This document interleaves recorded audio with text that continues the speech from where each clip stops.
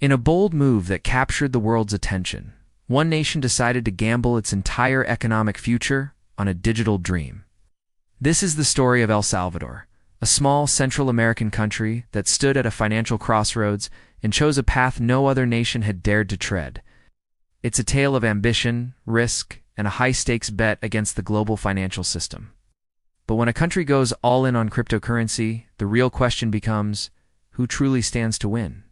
The announcement came on June 5, 2021, not from a presidential palace or a stuffy financial institution, but from the stage of a Bitcoin conference in Miami. El Salvador's charismatic and controversial president, Nayib Bukele, appeared via video link, a youthful figure in a baseball cap, and declared his intention to make Bitcoin legal tender.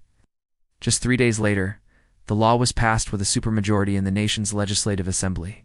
By September 7, 2021, it was official. El Salvador became the first country in the world where Bitcoin was on par with the US dollar, its official currency for 2 decades. President Bukele presented the move as a revolutionary step toward financial inclusion. He argued that nearly 70% of Salvadorans were unbanked, locked out of the traditional financial system. Bitcoin, he claimed, would be their salvation. It would slash the exorbitant fees on remittances, the lifeline money sent home by millions of Salvadorans working abroad, which make up over 20% of the country's GDP. He envisioned a future powered by cryptocurrency, where citizens could pay for everything from a cup of coffee to their taxes with a simple scan of a QR code. To kickstart this digital revolution, the government airdropped $30 worth of Bitcoin into the digital wallet of every citizen who signed up for the state-sponsored app, Chivo, which means cool in local slang. It was a grand populist gesture, a promise of a decentralized future for all. But behind this slick tech-utopian narrative, a more complex picture began to emerge. The plan wasn't conceived in a vacuum, was forged in the crucible of international politics and corporate interests. Key to the rollout was a partnership with the US-based digital wallet company, Strike. Its CEO, Jack Mallers, a vocal Bitcoin evangelist, had become a close advisor to Bukele, championing the project on the world stage. Their collaboration was framed as a grassroots movement, a Davidan Galea story of a small nation breaking free from the shackles of the old financial order.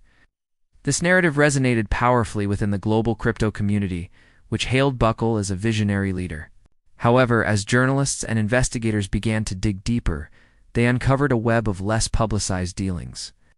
Reports surfaced of quiet negotiations with major Chinese technology and infrastructure firms. These weren't just about software. They were about building the physical backbone of Bukele's new El Salvador. Proposals for new special economic zones, ports, and even a futuristic Bitcoin city fueled speculation about the true nature of these partnerships. Was this purely about financial innovation, or was it also a geopolitical pivot? A way for El Salvador to court new powerful allies and lessen its dependence on the United States and its associated financial institutions. The lack of transparency surrounding these deals raised alarm bells both at home and abroad. On the streets of San Salvador, the reaction was far from the universal embrace the government had projected. For many ordinary citizens, the Bitcoin law felt like a solution to a problem they didn't have. Small business owners, street vendors, and taxi drivers, who operate on thin margins and rely on the stability of cash, were suddenly forced to navigate a volatile digital asset they barely understood. The government's mandate that all businesses must accept Bitcoin, coupled with the often glitchy Chivo wallet, created confusion and frustration. Protests erupted, with citizens marching against what they saw as an authoritarian imposition, high-tech gamble with their livelihoods. They weren't just protesting a currency. They were protesting a perceived lack of consultation and the erosion of democratic processes under Bukele's increasingly consolidated power. The international financial community watched with deep skepticism. The International Monetary Fund, IMF, from which El Salvador was seeking $1 billion loan, issued stark warnings. It highlighted the significant risks to financial stability, consumer protection, and the integrity of the country's financial system. The volatility of Bitcoin, the IMF argued, made it an unsuitable anchor for a national economy. A sudden crash could wipe out the country's reserves and trigger a catastrophic financial crisis. Rating agencies like Moody's and Fitch downgraded El Salvador's credit rating, citing the unpredictability of the Bitcoin experiment and the government's confrontational stance toward its traditional financial partners. The world's financial gatekeepers were sending a clear message. Step outside the established system at your own peril. So where does the real money go? 2 years into the experiment, the answer remains frustratingly opaque. The Buchel administration has treated the nation's Bitcoin purchases like a state secret. The president announces buys on Twitter, often with a casual dipping the dip bravado, but there are no public records, no official treasury reports, no independent audits. We don't know exactly how much has been bought, at what price, or where it is stored. This complete lack of transparency has created a black box at the heart of the nation's finances. When a government uses public funds to speculate on a notoriously volatile asset without any oversight, the potential for corruption and mismanagement is immense. The money meant for public services for schools and hospitals is now tied to the whims of the crypto market.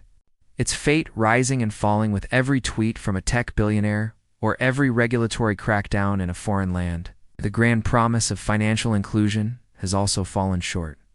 Despite the initial $30 incentive, adoption of the Chivo wallet has stagnated. Studies have shown that the vast majority of Salvadorans who downloaded the app did so only to spend the initial bonus, quickly converting it back to US dollars and abandoning the platform. The dream of a bustling crypto economy where digital transactions would flow freely has not materialized. The US dollar remains the king of everyday commerce. Remittances, the very problem Bitcoin was supposed to solve, continue to flow overwhelmingly through traditional channels, with less than 2% coming through crypto wallets. The revolution, it seems, has been largely confined to a small, tech-savvy elite and a handful of tourist-focused Bitcoin beaches. Ultimately, El Salvador's Bitcoin experiment serves as a cautionary tale. It reveals the inherent conflict when a decentralized anti-establishment technology is co-opted by a centralized authoritarian state. Instead of empowering citizens, it has become another tool for concentrating power and obscuring public finances. The real winners so far appear to be a small circle of international crypto firms that gained a national test case for their products, and a political leader who successfully leveraged a radical economic policy to build a powerful global brand. For the average Salvadoran, however, the gamble has yielded little more than uncertainty. Their future remains tethered not to a stable economic plan, but to the speculative fortunes of a digital currency, a bet made by their president against the world. And in this high-stakes game, it is they who have the most to lose. The question of who wins when a nation fights the system has a sobering answer. Often, it is not the people.